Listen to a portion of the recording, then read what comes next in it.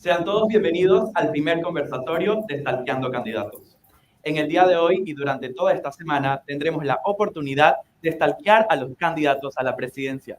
Y es que a menos de 60 días para las elecciones del 5 de mayo de 2024, tendremos la oportunidad de cuestionar, conocer sus propuestas y saber qué opinan los candidatos a la presidencia.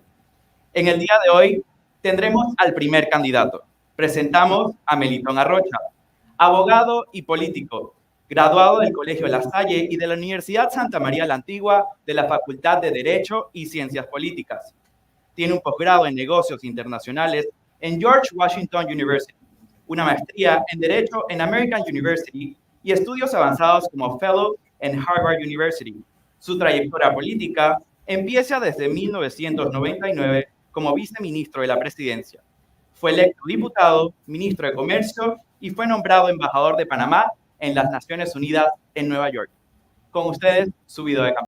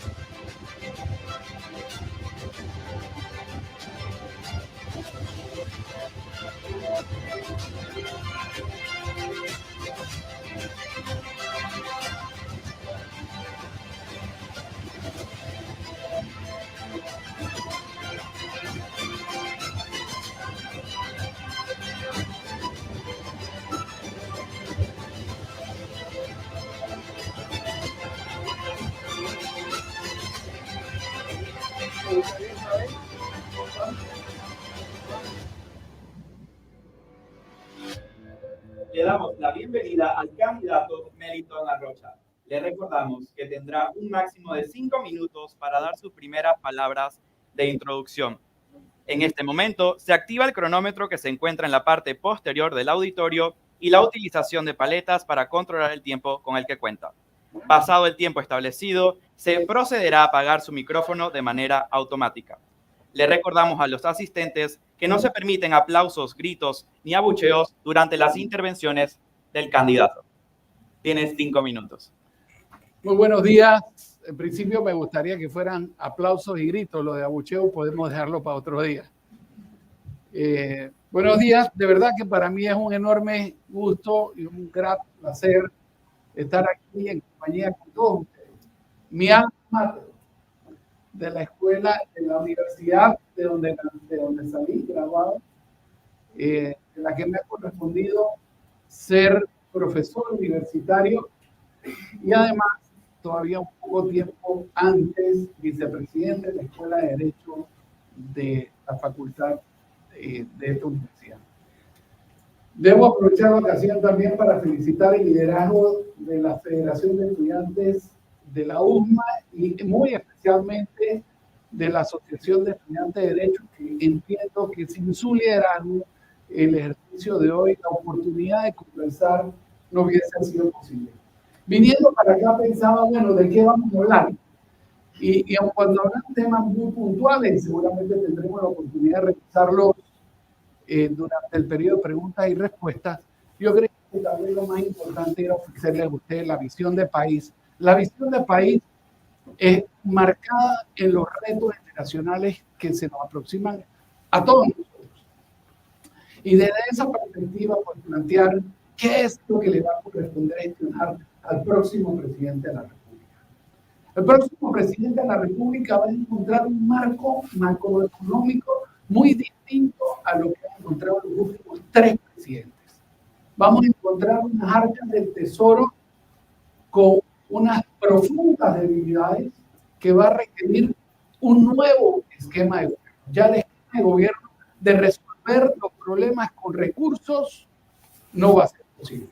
El próximo gobierno va a encontrar un marco, un entorno macroeconómico que viene caracterizado por algunas premisas que nos ha ido soltando el gobierno actual, como por ejemplo, colocamos casi 3.000 millones de dólares de deuda a una tasa promedio del 8%, muy superior a lo que paga Guatemala, que no tiene grado de inversión cuando va a los mercados. Y además de eso, otro mensaje, que la ley de presupuesto estableciera que por primera vez en la historia que yo recuerde, se puede pagar gasto corriente con deuda. Para los que no entiendan que hay gasto corriente, pagar gasto corriente con deuda, es como si nosotros fuéramos al banco a gestionar un préstamo para salir a cena. Usted sabe que cuando usted está haciendo eso, macroeconómicamente su casa no está en orden. Y miremos qué viene hacia adelante. En ese contexto, el próximo gobierno va a tener que gestionar varias cosas. La primera, resolver el sistema de invalidez, vejez y muerte por beneficio definido que entra en crisis, que a partir de entre junio y agosto de este año no tendrá la ocasión de hacerle frente a las obligaciones y al pago de la seguridad social de todos los jubilados y pensionados. Tendrá que redefinir los límites de la cuenca del Canal de Panamá y convocar a la sociedad de entorno al trasvase de la cuenca del Río Indio con la erosión de capital político que eso conlleva. Va a tener que lidiar con los temas de la mina, que están ahí y que no se van a ir en función de del cambio de la próxima administración. Y va a tener que abordar un tema que de manera silenciosa afecta a una buena parte de la sociedad. Y se lo voy a compartir porque a lo mejor ustedes no tienen conocimiento de ello. Y es uno de los factores en donde yo encuentro que hay la mayor erosión a la gobernabilidad democrática del país. Y es que los estamentos del orden público están perdiendo la capacidad de tener control territorial sobre nuestro país. Hoy es el crimen organizado, la mafia, las bandas y el narcotráfico los que ponen orden en determinadas comunidades. Y eso tiene que cambiar. Ese cáncer que todavía no ha hecho metástasis está a punto de hacerlo y por ustedes, nuestra generación no puede permitir que eso suceda. Habiéndole dicho todos los retos que tenemos, este es un país maravilloso. Este es el país que me vio nacer y voy a trabajar muy duro para que no sea solo el país en donde me van a enterrar, sino el país en donde vivan mis hijos y mis futuras generaciones. Muchas gracias. Muchísimas gracias. Iniciamos el primer bloque de preguntas. Las mismas han sido realizadas por estudiantes de las distintas sedes a nivel nacional. El candidato tendrá un tiempo máximo de 4 minutos para responder cada una de las preguntas. Pasado el tiempo establecido, se procederá a apagar su micrófono de manera automática. Le recordamos a los asistentes que no se permiten aplausos, gritos ni abucheos durante las intervenciones del candidato. Primera pregunta. Hola, buenos días. Mi nombre es Pilar González y estudio diseño en segundo año en la sede de edad. Mi pregunta es, ¿cómo planean impulsar y apoyar la industria creativa, incluyendo el arte, el diseño, la música y el teatro? Gracias. Milagros, muchísimas gracias por la pregunta. Espero que David esté bien. Dentro de pocos días nos vemos por allá. Mira, varios temas, ¿no? La primera es, nosotros tenemos que entender que la sociedad es mucho más que solo la matemática y la ciencia, y que hay un espacio muy importante para las artes como parte de la construcción de esa fibra social en la cual nos encontramos todos en un solo haz de voluntades. Habiendo dicho eso, la primera cosa que tenemos que hacer es formación, formación y más formación, ¿no? Y lo que tenemos que evitar en torno a eso es la ausencia de lo que hemos visto tristemente que está sucediendo en el paro, en donde la capacitación no viene en función de tu talento y de tu esfuerzo, sino que la capacitación viene en función de qué partido político perteneces o quién es tu amigo en el gobierno. Las becas tienen que formar parte no solo de una estrategia de desarrollo nacional, sino además tienen que ser un sinónimo de prestigio personal, para que hoy los muchachos que recibieron apoyo económico del IFAD sienten vergüenza de decir que ellos fueron beneficiarios de eso y se lo ocultan a la sociedad. Nosotros tenemos que regresar a una sociedad en donde la beca sea sinónimo de la excelencia y en donde tú te enorgullezcas de que has recibido su apoyo económico. Y eso, evidentemente, tiene que tener un espacio dirigido a las artes. El segundo tema es, tenemos que hacer que el mercado esté en condición de recibir más de este tipo de profesionales. Y en ese sentido, por ejemplo, nosotros ayudamos a estructurar y a que fuera una realidad la dirección de cine, en aquel momento del Ministerio de Comercio e Industrias, que hoy forma parte del Ministerio de Cultura, en donde se le daban a una industria incipiente una serie de apoyos económicos por parte del gobierno, de manera tal, primero, que hubiesen producciones cinematográficas nacionales que se filmaran en Panamá, y segundo, atraer filmaciones de otros países también para que se filmaran en Panamá. En definitiva, tal vez recapitulando, son, digamos, al menos dos las áreas en donde tenemos que ponerle mucha atención. La primera es formación. La formación es muy importante. La segunda es apoyos económicos por parte del gobierno para que pueda haber un espacio económico en el cual la gente que se ha formado pueda salir a desarrollar, digamos, lo que estudiaron. Y tercero, generar un mercado de manera tal de que exista la demanda de esos profesionales que están siendo formados. Muchas gracias. Muchísimas gracias. Continuamos con la siguiente pregunta.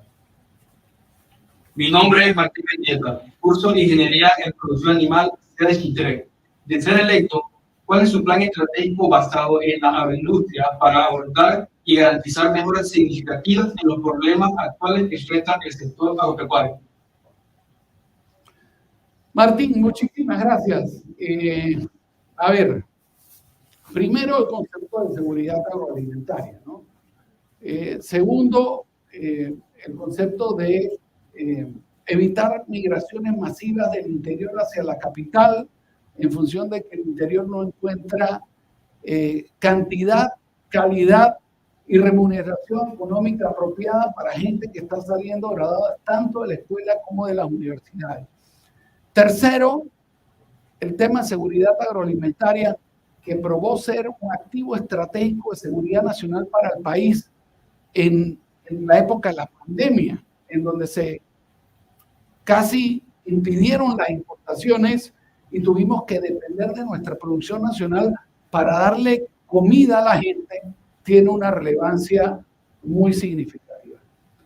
Entonces, ¿qué pretendemos hacer con esto? Bueno, pretendemos salir de un programa de subsidios que está fuera de control en el Ministerio de Desarrollo Agropecuario, en donde hay poca trazabilidad de subsidios, hay casi una nula supervisión de los subsidios en diferentes áreas, y lo que pretendemos generar son lo que llamamos subsidios inteligentes. En otras palabras, digamos, determinado rubro agrícola o industrial o agroindustrial que recibe un subsidio porque todavía no eres eficiente, pero con una meta de que el subsidio te lleve a ser eficiente. ¿Y por qué esto es importante? Porque nosotros tenemos que lograr conciliar dos factores. Primero, el incremento de la producción agropecuaria y agroindustrial, pero al mismo tiempo no podemos hacer eso en detrimento del consumidor. Entonces, cuando hablamos de la formulación de políticas públicas, al menos desde una visión de 40.000 pies de altura, lo que uno intenta conciliar son, digamos, que haya mayor producción, pero al mismo tiempo que el precio al consumidor baje. Y ahí es donde está realmente el kit del asunto. La pregunta es, ¿cómo hacemos esto? Y la única forma de lograr hacer eso es a través de la eficiencia agrícola. Significa que nuestras cosechas alcanzan rendimientos mayores, nuestro pienso, la cría de animales alcanza volúmenes de engorde más rápido, de manera tal que el ciclo productivo se acorta, los pesos aumentan y los costos de comercialización bajan, permitiendo que llegue el producto más bajo a la mesa del consumidor, pero al mismo tiempo generando un mayor volumen de utilidad para la gente del campo. Esto es lo que va a hacer que la gente deje de migrar del interior a la ciudad. Mi compromiso, nosotros vamos a defender la producción nacional de los ataques de prácticas desleales comerciales a nivel internacional. Y me he comprometido a revisitar y a plantearle al gobierno de los Estados Unidos la renegociación del Tratado de Promoción Comercial, particularmente en los 4 productos sensitivos del país. Fíjense, el sector avícola es un buen ejemplo. Ellos han hecho la tarea, han invertido, han logrado niveles de eficiencia como Dios manda. Y sin embargo, en función de los hábitos alimenticios de los Estados Unidos de América, en donde no comen carne negra, no carne blanca, resulta ser que esos productos son dompeados y van a ser dompeados en el mercado nacional producto de la desgravación arancelaria. Eso, bajo mi gobierno, no lo vamos a permitir. Vamos a devolverle la esperanza a la gente del campo y vamos a echar para adelante. Muchísimas gracias. Continuamos con la siguiente pregunta. Bueno, sí, estudiante de logística internacional en la UMA de Colombia. Nuestra juventud está muy preocupada que no me parezca, dado que trabajamos día tras día, y aún así no vemos una jubilación justa, una jubilación digna. ¿Cómo su gobierno podrá enfrentar la crisis de la Caja de Seguro Social en este sentido? Mil gracias. La verdad es que antes de llegar a una jubilación justa y una jubilación digna, el debate que tenemos por delante es si va a haber una jubilación. Fíjense, los expertos nos indican que, y no voy a entrar en demasiados detalles porque podría ser abrumador, nosotros tenemos en el programa Invalidez, Vejez y Muerte por Beneficio Definido, que entre junio de este año y agosto de este año, si nosotros no hacemos nada, no van a salir los cheques de los jubilados. Ustedes pueden imaginarse el tamaño de la crisis que esto podría representar. Y casi todo el mundo da por descontado de que alguien va a hacer algo. Pero hoy estamos en marzo y no ha sucedido nada. Eso significa que el próximo gobierno tendrá unas enormes responsabilidades en materia de resolver el tema de la Caja del Seguro Social. Esta es la situación. En 1960, si usted tenía 60 años, probablemente los gallos le estaban dando vuelta. La expectativa de vida en 1960 eran 60 años. Esa misma expectativa de vida hoy son 79 años. Y para ustedes les tengo buenas noticias. La expectativa de vida en el año 2050 será de 83 años. Las mujeres 86, de hecho. Los hombres 79. Esto indica claramente que la pirámide demográfica se dio la vuelta. No hay forma de resolver esto aritméticamente. El que les diga que no se preocupen, que no va a haber ningún sacrificio que hay que hacer, les está mintiendo. Y pónganle cuidado a todos los candidatos que pasen por aquí cuando le hagan la pregunta. Porque hay una cantidad de gente que está sumando y restando aritméticamente en los debates, en foros como este, en donde no se atreven a decirle a la gente la verdad. No importa cuán complicada y dura sea la verdad. Y yo le estoy apostando a un pueblo panameño que es sensato, que es honesto consigo mismo y que entiende que todos tenemos que poner una cuota de sacrificio para echar para adelante. Ahora, ¿cómo lo vamos a hacer? Yo les planteo cuál es el sistema. Primero, necesitamos una modificación integral a la ley de la Caja del Seguro Social. Tenemos más de 30.000 funcionarios públicos y resulta ser que vivimos en el sistema del no hay, no hay y no hay. Usted va y pide una cama, no hay. Va y pide un medicamento, no hay. Necesita hacer uso de un cuarto de urgencia, no hay. Usted tiene que recibir una operación, resulta ser que es una enorme demora quirúrgica. Y tenemos que pasar al CIAL, porque solo de esa manera le vamos a devolver a la sociedad, a los asegurados, la tranquilidad de que el sistema funcione. Esto significará inversiones muy importantes en la automatización de procesos y en la digitalización de los mismos, que permitirá saber dónde están las medicinas y que no haya desabastecimiento, entre otras cosas. Adicionalmente a eso, después nos tendremos que buscar a la reforma de la Caja de Seguro Social. Y nosotros, ofreciéndole confianza en el sistema de prestaciones médicas, vamos a plantear a la sociedad que tenemos que hacer un sacrificio. ¿De qué tamaño es ese sacrificio? Nadie lo sabe, porque la dirección, la Junta Técnica Actuarial todavía no le ha dicho al país exactamente cuál es la condición de la Caja de Seguro Social. Pero todos tenemos que estar claros, y no hay que ser un genio para esto, de que aun cuando no sabemos exactamente la condición, sabemos que tenemos un problema y sabemos que va a requerir no solo del concurso, sino del esfuerzo y del sacrificio de todos nosotros. Pero juntos, colectivamente, vamos a echar para adelante y vamos a sacar al país. Muchísimas gracias. Continuamos con la siguiente pregunta. Gracias. Hola, mi nombre es Paula Caraballo, soy estudiante de primer año en la Facultad de Derecho y mi pregunta es, ¿qué propuestas implementaría para mejorar la calidad de vida de las personas mayores discapacitadas? Paula, 1.000.000 de gracias. Preguntas muy variadas, y por la cual agradezco la oportunidad de tener la oportunidad de conversar casi acerca de todo el espectro de los temas de la sociedad. Fíjate, los discapacitados hoy viven una situación muy complicada. La primera son gente que ciertamente tiene algún nivel de discapacidad, pero la mayoría de ellos, sus capacidades cognitivas o motoras están perfectas, por lo cual tienen plena capacidad de insertarse en la fibra productiva empresarial del país. Y sin embargo, poco se ha hecho con respecto a esto. En ese sentido, déjenme decirle lo primero.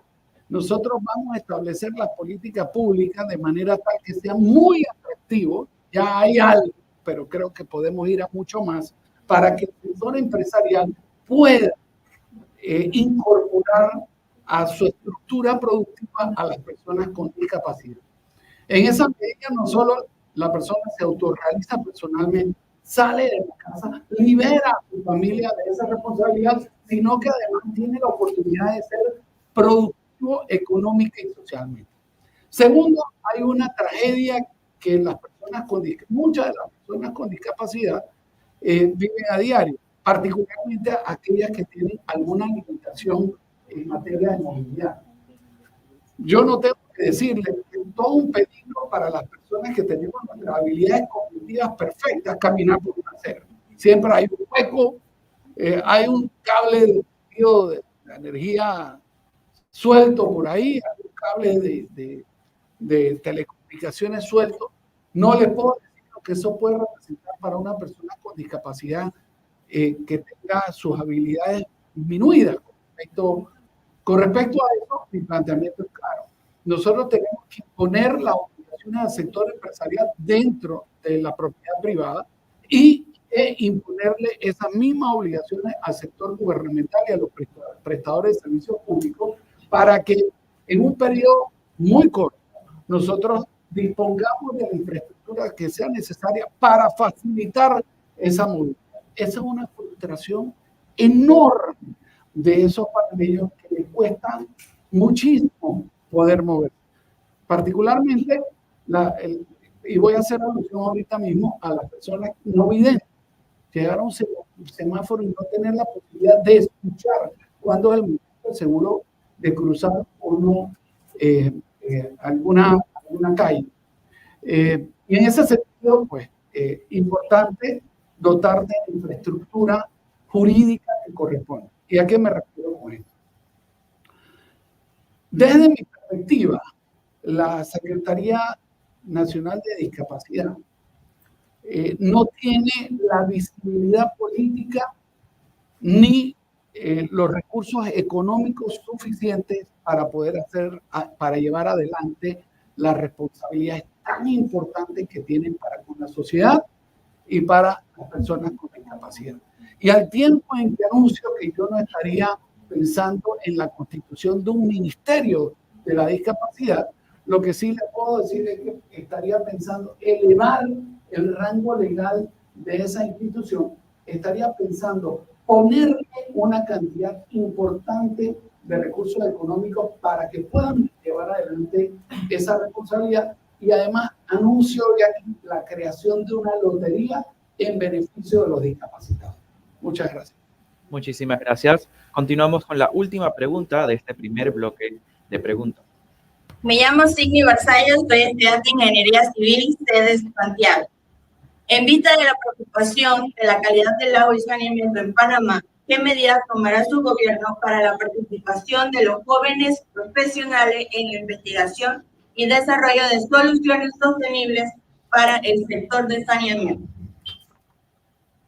Bueno, lo que plantea la pregunta es calidad, pero tenemos un problema anterior a ese. El problema más grande que tenemos en este momento es de cantidad, de distribución de agua potable. Mire, usted se va a Chilibre, a 5 minutos por carro de la potabilizadora más grande del país, y usted va a encontrar la triste historia de que hoy hay panameños como ustedes y como yo que se bañan en pozo. Usted va a Chitré y en algunos lugares abre la pluma de agua y no hay agua. Usted va a Raiján, donde viven 300.000 personas y la mayoría de ellas van a compartir con ustedes que cuando abren la pluma del agua no sale nada ahí.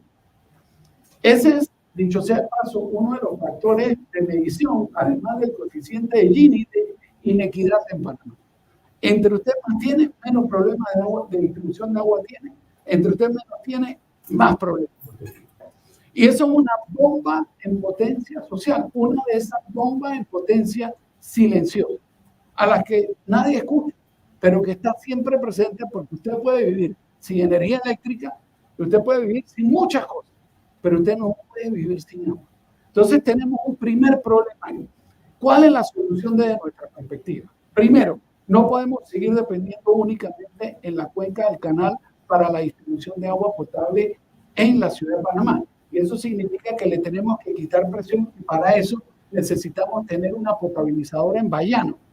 Esa potabilizadora en Bayano suplirá de agua dulce, de agua a las comunidades del este y del norte de la ciudad capital, quitándole presión a la cuenca y en consecuencia aumentando la presión de agua o la capacidad de distribución de agua para Arraiján, Chorrera y alguna parte de Colón.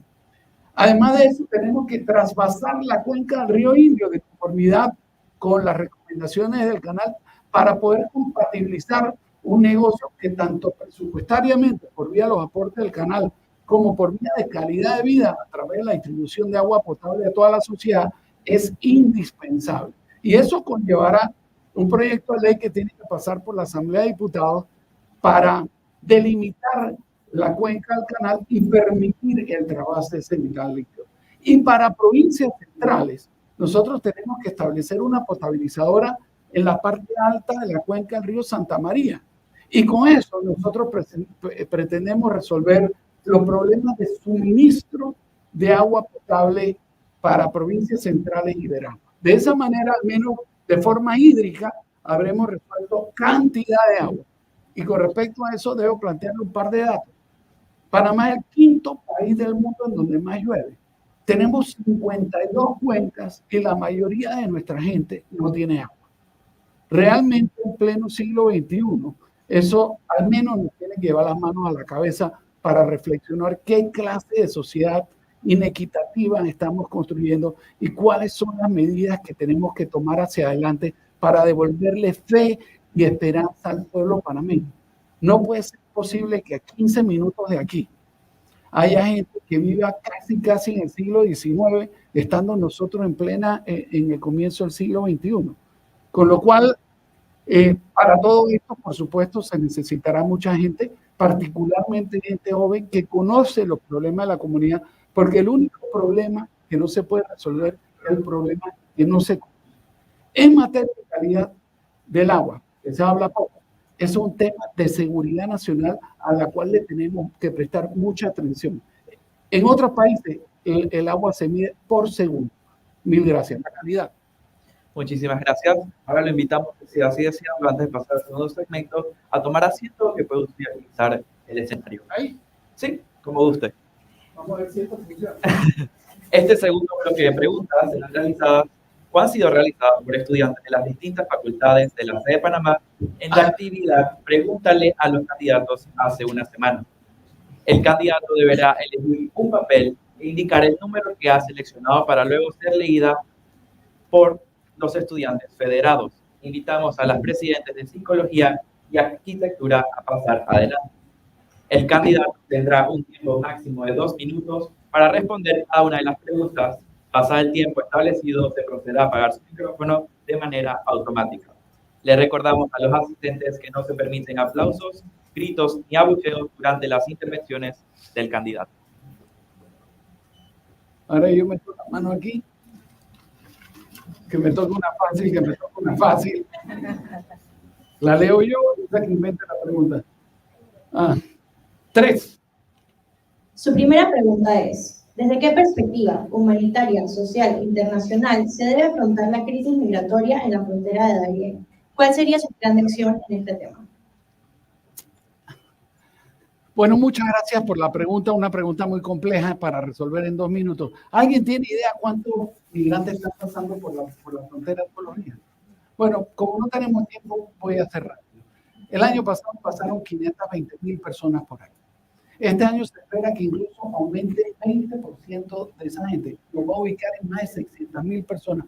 Eso es más del 15% del total de nuestra población del país, que movemos nosotros, fina cortesía de todos los panameños, de una frontera a la otra. Eso significa más de 100 millones de dólares de presupuesto del país que nosotros dejamos de hacer escuelas, dejamos de capacitar a nuestra gente, dejamos de comprar insumos médicos para pagar el movimiento de esas personas. Nosotros tenemos que establecer una política migratoria inmediata con Colombia y Venezuela. El primero, un país que está operando de espaldas, pero favoreciendo al cartel del Golfo. Que el año pasado los expertos estiman que cobraron alrededor de 800 millones de dólares a esos migrantes para permitirles un paso seguro. Y segundo, Venezuela, el país que más personas exporta hacia los Estados Unidos. Nosotros no podemos ser cómplices de la violación de las violaciones de los derechos humanos, porque yo estuve en las Blancas de Darién, y cuando usted habla con esos migrantes irregulares, lo que le van a decir es que nunca jamás esperaron que eso era lo que iban a sufrir: raptos, violaciones, todo tipo de vejámenes para cruzar el Darién.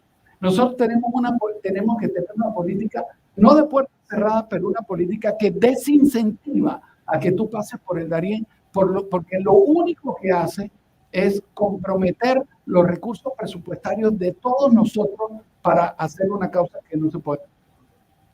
Muchísimas gracias. Continuamos con la siguiente pregunta.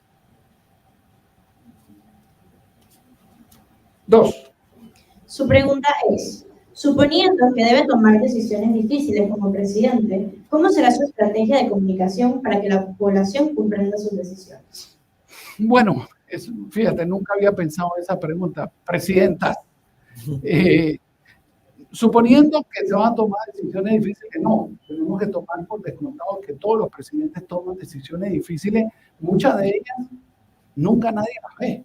Por eso es que tú ves todos los presidentes que entran con el pelo y salen todos canosos sin pelo, porque han habido una serie de decisiones en donde tuvieron que ayudar a mover y a seguir perfeccionando nuestro Estado de Derecho, nuestro sistema democrático y resolver en el camino miles de problemas. Bueno, la estrategia de comunicación les cuento.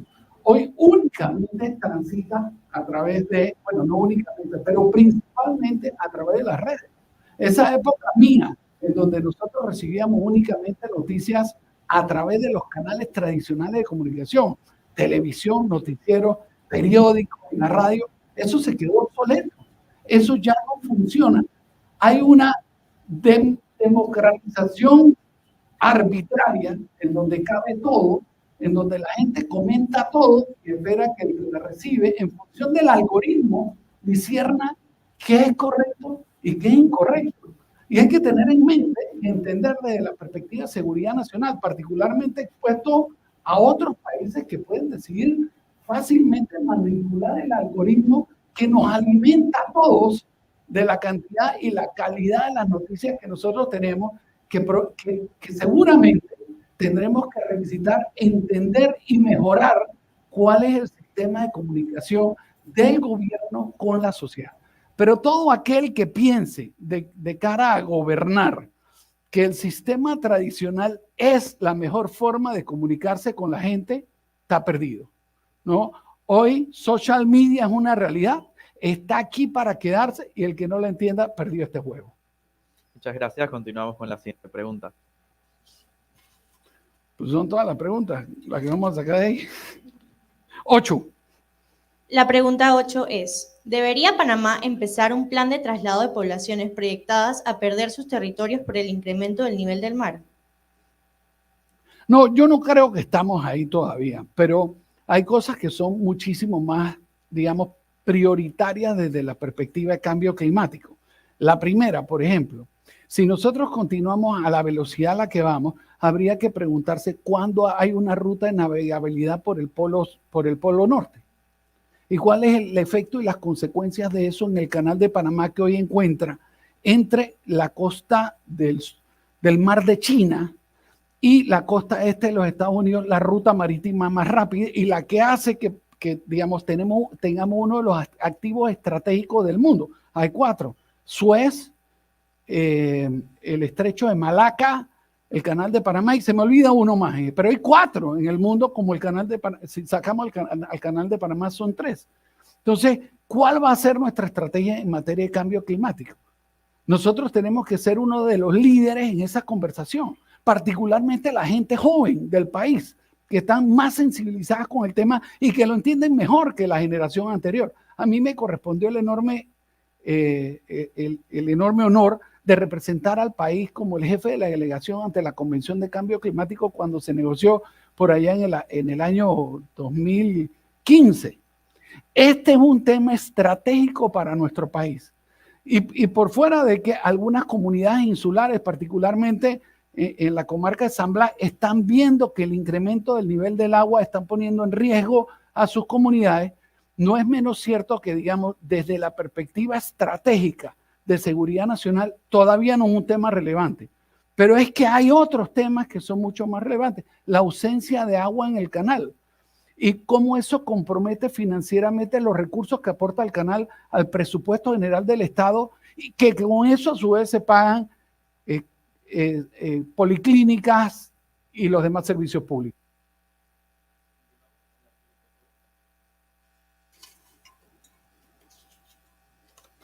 Cinco. Su pregunta es, ¿cree usted que con Estrategia Nacional de Servicios Marítimos y Comerciales se impulsaría el desarrollo de las provincias? De ser así, ¿cómo lo haría? Bueno, efectivamente. Mire, en Panamá nosotros nos movemos en cualquier dirección y en 4 horas y media, 5 estamos en una frontera o en la otra. Cualquier activo estratégico que podamos poner a funcionar inmediatamente va a tener un impacto nacional. En particular, el principal activo estratégico que es nuestro cinturón logístico. Nuestro cinturón logístico conformado primero por el Canal de Panamá, por todas las rutas marítimas que utilizan el Canal de Panamá, que son más de 180 rutas. Por los puertos, les quiero contar una cosa. Nosotros tenemos más grúas pórticas que cualquier país moviéndonos al sur hasta llegar a Brasil. Brasil con una densidad de población muchísimo más grande que la nuestra. Tenemos un aeropuerto que conecta Europa, Asia, Estados Unidos, Centro, Sur y Norteamérica. En fin, lo tenemos todo. Lo único que tenemos que es articular una estrategia que en función de las ventajas logísticas por estar en el ombligo del hemisferio, permita desde aquí exportar hacia todas las ciudades del Atlántico y todas las ciudades del Pacífico. Y para eso vamos a revisitar una ley que yo redacté, que es la ley de sede de empresas multinacionales para manufactura liviana, en donde tenemos que pasar solo de ponerle el precio a la mercancía al ensamblaje de mercancía. Cosas como, por ejemplo, fíjense, los ciclos productivos en materia agrícola se invierten entre el cono sur y el cono norte. Cuando ya es verano, en el otro lado es el invierno y viceversa. Y eso significa que si usted tiene procesos productivos, su fábrica solo trabaja durante una etapa del año. Si nosotros lográramos consolidar todos esos procesos productivos en Panamá con nuestro cinturón logístico, podríamos importar los productos, hacer la manufactura aquí y desde aquí exportar tanto al Atlántico como al Pacífico. ¿Qué significa eso? Más empleo, más empleo, más empleo y mejores oportunidades para todos ustedes que van a salir.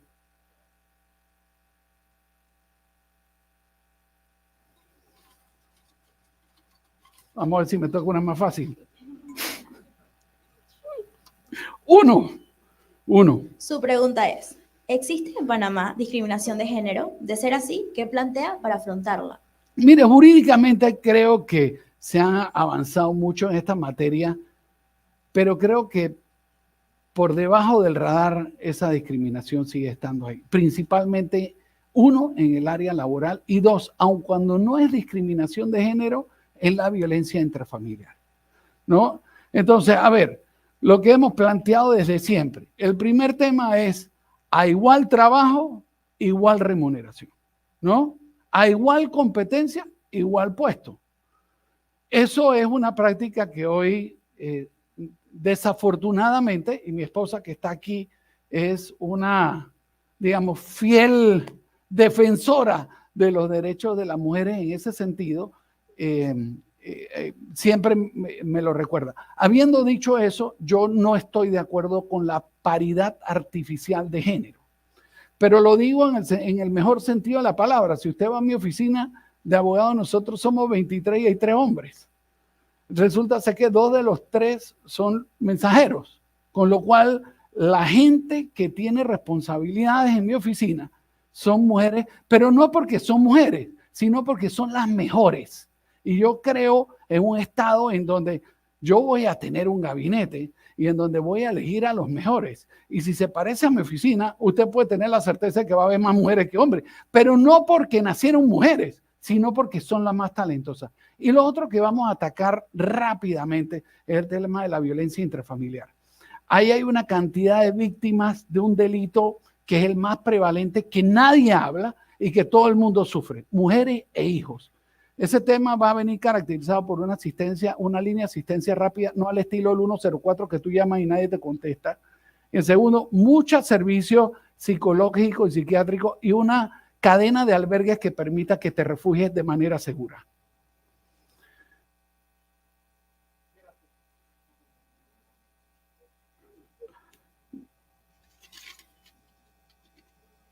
A ver, número de la suerte, 7. Su última pregunta sería, si tuviese que escoger entre un alto grado de inversión con un alto descontento social o un bajo grado de inversión, pero con población contenta con su gestión, ¿cuál escogería y por qué? El primero, miren, el gobierno no es fácil. Hacer gobierno no es fácil. Cuando usted oiga a alguien que venga aquí y le diga todo lo que usted quiere oír, preocúpese. Y después que se termine de preocupar, preocúpese de nuevo. Este tema no es fácil, como la vida no es fácil.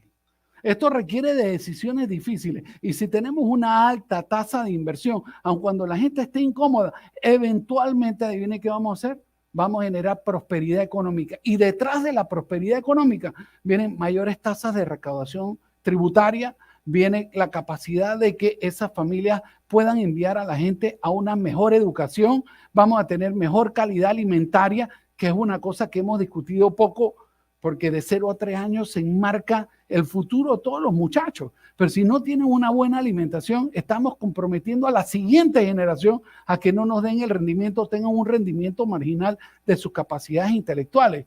Por eso mi planteamiento es, nosotros tenemos que hacer no lo que sea políticamente correcto, tenemos que hacer, no vamos a apostarle a hacer lo políticamente correcto, vamos a apostarle a lo que generen políticas públicas correctas. Y esas, en ocasiones, pues, uno solo las ve en el largo plazo y requieren que el gobernante sea valiente y se atreva a gastar capital político. ¿Cómo se hace eso? Supervisando muy de cerca que no hay gente cercana a uno que compromete ese capital político. ¿Y cómo se compromete ese capital político en Panamá? Con actos de corrupción que la gente ve que no tienen ninguna consecuencia.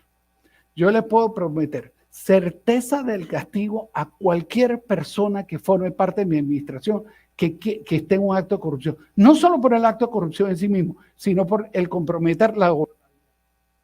Muchísimas gracias. Seguidamente tendremos el último bloque de preguntas, las cuales serán realizadas por los miembros de la Asociación de Estudiantes de Derecho y Ciencias Políticas. En esta ocasión, el candidato deberá responder sí o no a las interrogantes que se le realicen.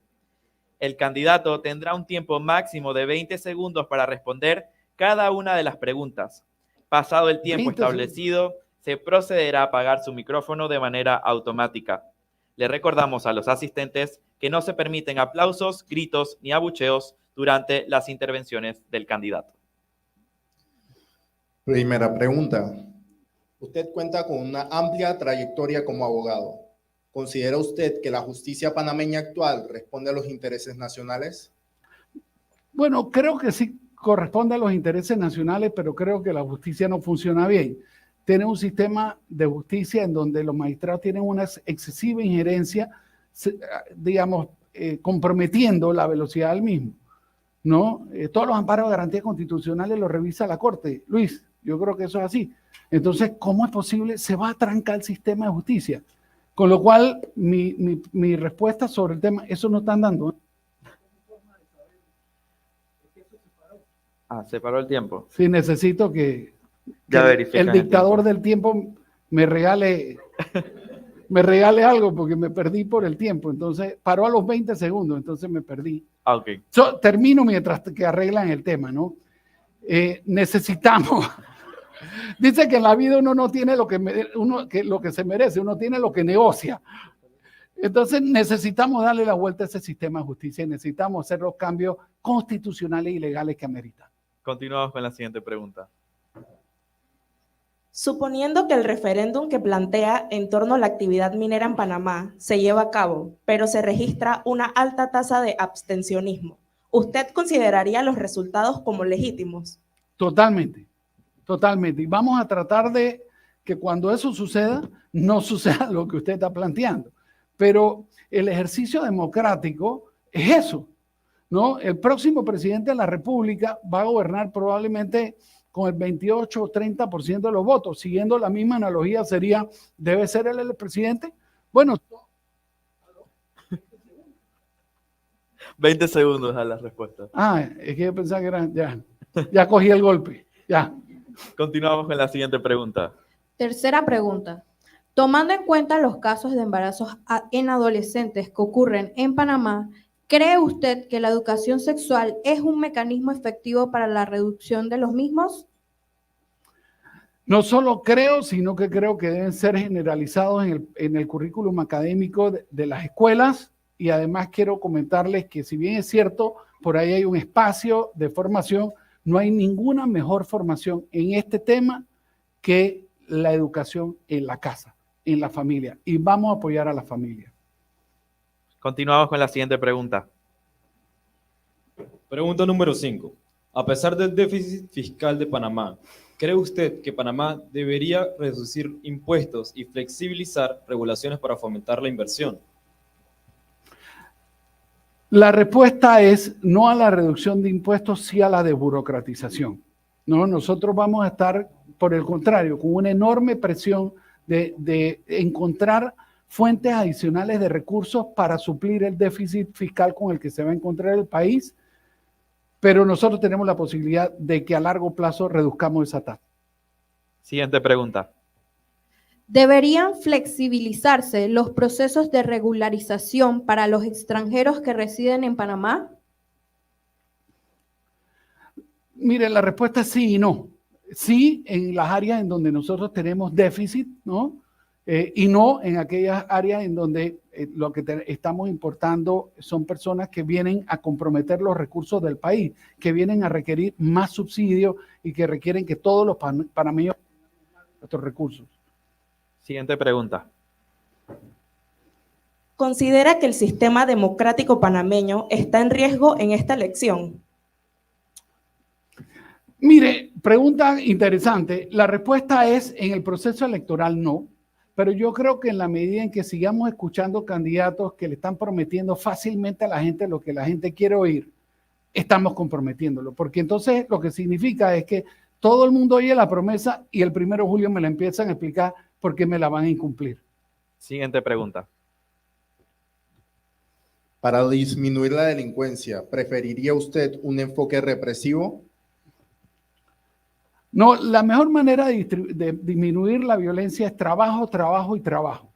Esa es la mejor manera, esa es la mejor política criminológica del país. Y después, por supuesto, para el crimen organizado y violento, nosotros tenemos que tener un sistema de justicia activo y un sistema penitenciario robusto. Siguiente pregunta. ¿Considera el cambio climático como una amenaza urgente al bienestar nacional? Bueno, ya la contesté. Efectivamente, lo considero una amenaza inminente y real, en donde nosotros somos de los países que más tenemos que perder. O sea, acabamos de verlo en el verano. En la medida en que bajó el nivel del lago, bajaron el peaje del canal y con lo cual las recaudaciones presupuestarias. Última pregunta. Pregunta número 10. ¿Preferiría usted acudir al sector privado para aumentar el acceso a servicios básicos como agua y electricidad? Bueno, en electricidad ya están todos en el sector privado, excepto la transmisión, que es ETESA, que es una compañía que le pertenece accionariamente al gobierno. Y en el agua la respuesta es no. Yo no creo que estamos lo suficientemente maduros para eso, pero lo que hay que devolverle fe a la gente en que el gobierno va a poder distribuir agua en cantidad y en calidad. Muchísimas gracias. Con esto culminamos el bloque de Tiembla, Tiembla. Ahora invitamos al candidato Melitón Arrocha a dar sus últimas palabras al público. Para ello, el candidato tendrá un tiempo máximo de 5 minutos. Pasado el tiempo establecido, se procederá a apagar su micrófono de manera automática. Bueno, primero empezar por decir que no podían haber escogido un mejor nombre para el último bloque. Lo segundo decirle es, viéndolos a ustedes, me recuerda un poco a mí hace 30 años atrás. Trabajando duro en la escuela, estudiando y trabajando al mismo tiempo, creyendo en que podía yo desde mi esquina hacer un mejor país. Y yo estoy seguro que si encontramos una cosa aquí en común, independientemente del candidato por el cual ustedes vayan a votar el día 5 de mayo, es que sobre nuestra diversidad de criterios, sobre nuestras diferencias en cómo podemos pensar, se encuentra nuestra unidad. Y ese concepto tenemos que pelear fuerte y duro para que nunca nadie se atreva a desvirtuarlo. Sobre nuestras diferencias, nosotros tenemos que encontrar nuestra unidad nacional. Es solo ahí en donde lograremos el perfeccionamiento de nuestro Estado democrático y permitirá que cada uno desde nuestra esquina eche para adelante el país. Enormes retos tenemos por delante. Hoy hemos hablado muy cortito de muchos y se nos ha quedado sobre el tintero uno que a mi juicio es de la máxima relevancia y una de las razones principales por las cuales yo estoy metido en política. Y es en los retos que tenemos en materia de gobernabilidad democrática. El narcotráfico ha empezado a infiltrarse en la política en Panamá. Y esto es de extrema relevancia, porque si eso llegara a continuar sucediendo, en algún momento las personas que están llamadas para desde el gobierno plantear los cambios sociales son aquellos que están comprometidos por ese pernicioso mal que va a impedir que nosotros hagamos los cambios tan trascendentales que el país requiere y amerita. Esa gente, en este momento, particularmente la gente vinculada al narcotráfico, han empezado a apoderarse y a controlar territorialmente pedazos de nuestro país.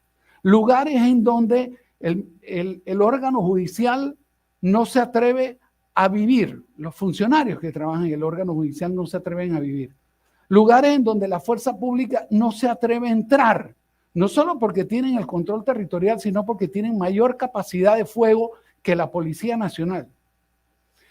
Entidades de gobierno que han sido muy penetradas por el narcotráfico y que no obedecen al interés nacional, sino al interés de los que controlan los flujos de cocaína. El reemplazo de la institucionalidad democrática, que es imponer la ley y el orden, uno de los principales temas que está debidamente instituido en nuestra Constitución Nacional, nosotros no lo podemos permitir. Jóvenes, el próximo 5 de mayo, su participación cuenta. Las elecciones tienen consecuencias. Y yo les voy a pedir a ustedes que no solo mediten en torno a este concepto para ustedes, sino que cada uno inicie un proceso de debate con sus familiares, con sus amigos, con sus compañeros de clase, aquellos que trabajan con sus compañeros de trabajo, para que todos nos convirtamos en agentes de cambio y transformación social. El próximo 5 de mayo hay un montón de cosas que están en juego. Muchas de ellas van a decidir la calidad de vida no solo de ustedes, sino de los hijos de ustedes. Con lo cual, esto no es una fiesta a la que uno se suma porque me regalaron un sombrero o unos lentes, o porque una compañía publicitaria con muchísimos millones de dólares le vendió un candidato que realmente no era lo que era, y el próximo 1 de julio vamos a empezar a saber la naturaleza de ese ser humano. Pónganle atención a la gente, oigan sus propuestas, desconfíen si todo suena bien. Esa es la naturaleza del vendedor. Desconfíen, pregunten más, pregunten el cuándo, el cómo, el dónde, cómo ejecuto esa promesa bonita.